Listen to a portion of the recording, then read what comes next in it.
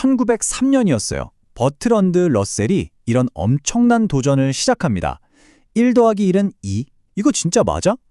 이런 가장 기본적인 것부터 의심하면서 수학 전체를 단 하나의 아이디어, 바로 논리학 위에 다시 세워보겠다는 거였죠.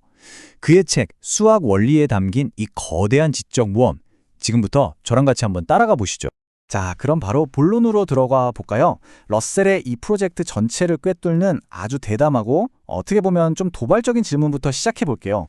만약에 말이죠, 우리가 배우는 수학이 사실은 숫자에 대한 게 아니라면 어떨 것 같으세요? 러셀 본인도 처음에는 숫자를 약간 플라톤처럼 생각했어요. 하늘에 떠 있는 별처럼 완벽하고 영원한 존재라고 믿었던 거죠. 그런데 그가 직접 뭐라고 하냐면 나중에 아쉬워하며 그 믿음을 버렸다고 고백합니다. 와, 이 한마디가 뭘 보여주냐면요. 그의 이 여정이 그냥 딱딱한 학문 탐구가 아니었다는 거예요. 아주 깊은 철학적 그리고 개인적인 고뇌가 담겨 있었던 거죠. 그렇다면 그토록 소중히 여겼던 믿음까지 버려가면서 러셀이 도달한 결론은 과연 무엇이었을까요? 이제 그의 핵심 주장으로 한번 들어가 보겠습니다. 바로 이겁니다. 이게 바로 러셀의 그 혁명적인 주장이었어요. 모든 수학적 진실은 사실 알고 보면 복잡하게 포장된 논리적 진실일 뿐이다. 다시 말해서 수학은 그냥 논리학의 한 갈래라는 거죠. 정말 대담한 생각이죠.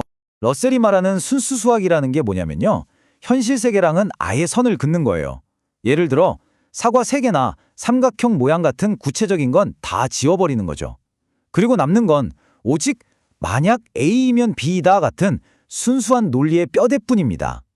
러셀의 주장은 이 세상의 모든 수학이 바로 이 뼈대 위에 세워져 있다는 거였어요.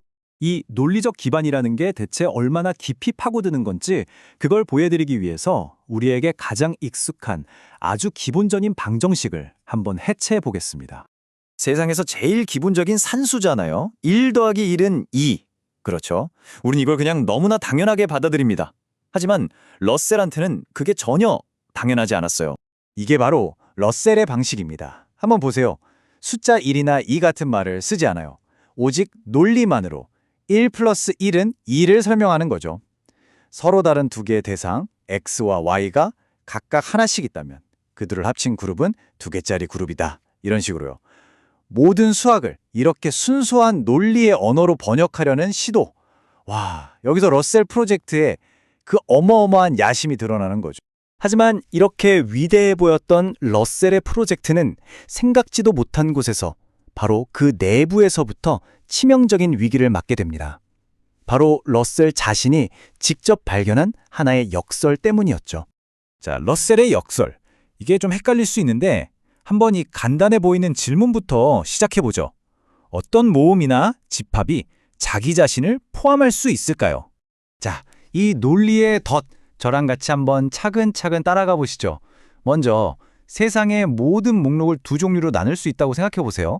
하나는 자기 자신을 포함하는 목록. 예를 들면 세상의 모든 목록들의 목록 같은 거예요. 그리고 다른 하나는 자기 자신을 포함하지 않는 목록. 뭐 오늘 장볼 목록 같은 거겠죠. 자, 이제 아주 특별한 목록을 하나 만들어 볼게요. 바로 자기 자신을 포함하지 않는 모든 목록들만 싹 모아놓은 목록입니다. 이걸 W라고 부르죠. 이제 결정적인 질문입니다.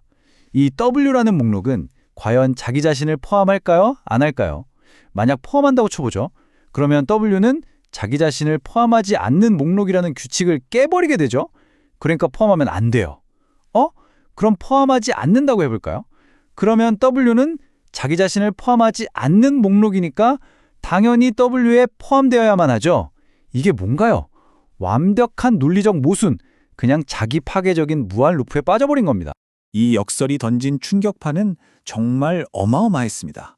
러셀이 그토록 공들여 쌓아올리던 수학의 기초에 자기 손으로 직접 균열을 만들어낸 셈이니까요. 논리학이라는 가장 단단해 보였던 땅 밑에 뭔가 큰 문제가 있다는 게 드러나 버린 거죠. 그런데 정말 놀라운 건요. 이렇게 결함이 발견된 시스템조차도 수천 년 동안 철학자들의 머리를 아프게 했던 오래된 수수께끼들을 풀 수 있는 아주 강력한 도구가 되었다는 겁니다. 러셀의 논리가 받아들인 무한이라는 개념은 우리의 상식에 아주 정면으로 부딪힙니다. 상식적으로 부분은 당연히 전체보다 작아야 하잖아요. 그런데 러셀의 무한 개념에 따르면 부분과 전체가 똑같은 수의 원소를 가질 수 있다는 좀 믿기 힘든 결론이 나옵니다. 러셀의 그 특유의 날카로운 위트가 여기서도 드러나죠. 그는 이렇게 말합니다. 수학적 증명 앞에서는 상식은 절망 속에서 자살하는 게 마땅하다고요. 그만큼 그의 새로운 논리가 우리의 일상적인 직관을 훨씬 뛰어넘는 차원에서 작동한다는 걸 보여주는 말입니다. 이 새로운 무한의 논리가 고대 그리스의 유명한 제논의 역설을 푸는 열쇠가 됩니다. 아킬레스가 거북이를 따라잡으려면 무한히 많은 지점을 통과해야 하죠. 그래서 영원히 못 따라잡을 것 같잖아요? 그런데 러셀의 논리에 따르면 그 무한한 단계들의 합이 유한한 시간이 될 수 있다는 거예요. 상식은 불가능해 라고 외치지만 논리는 아니, 가능해 라고 답하는 거죠. 마치 트리스트램 샌드 이야기처럼요.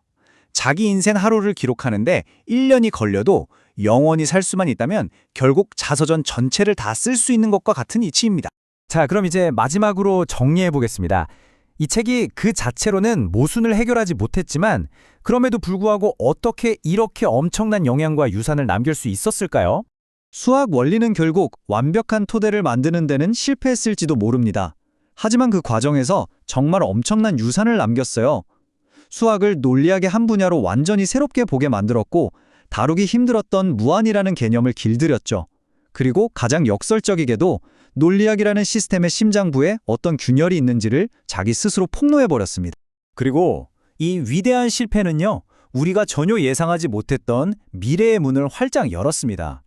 수학을 순수한 논리기호로 바꾸려던 러셀의 시도는 바로 앨런 튜링에게 영감을 줬고 이건 최초의 컴퓨터, 즉 생각하는 기계의 탄생으로 곧장 이어졌거든요. 그러니까 지금 여러분이 이 영상을 보고 있는 그 기계의 논리회로 아주 깊은 곳에는 바로 러셀의 아이디어가 숨쉬고 있는 셈입니다. 그래서 마지막 질문은 바로 이것입니다. 러셀의 작업이 오늘날 우리에게 던지는 가장 근본적인 물음이기도 하죠. 세상에서 가장 확실해 보였던 순수 논리의 토대마저 스스로의 무게를 이기지 못하고 무너질 수 있다면 과연 우리는 무엇 위에 우리의 지식과 확신을 단단히 세울 수 있을까요?